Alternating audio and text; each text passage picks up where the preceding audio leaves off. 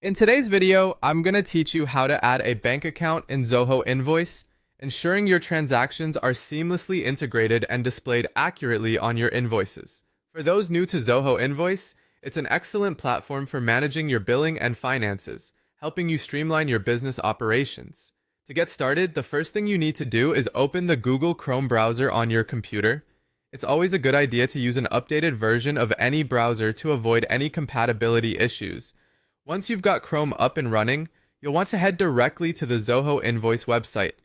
Go to the login screen and enter your credentials. Be sure to include your username and password accurately, and before you hit the login button, just ensure everything's correct to avoid any access issues. Upon logging in, you will be welcomed by the Zoho Invoice dashboard, which provides an overview of your invoices, expenses, and other financial data.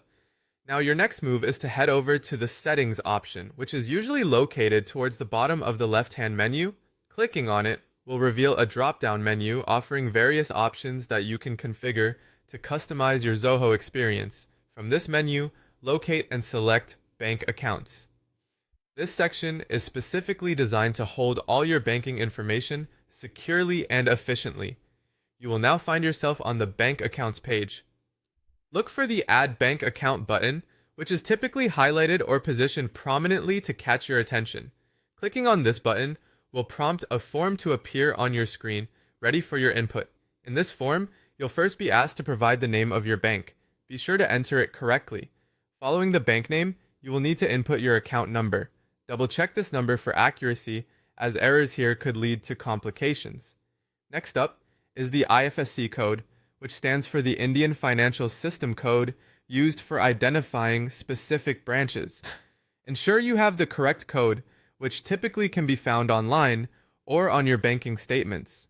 Besides these critical details, the form may request other supplementary information such as account type or SWIFT code. It's crucial to fill these out completely to prevent any issues down the line. Once you've filled out all the necessary fields with precision and care, make sure to review your entries to confirm everything is accurate.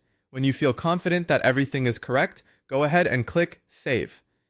This action will securely store your bank account information in Zoho Invoice, allowing your banking details to be readily available during invoice generation.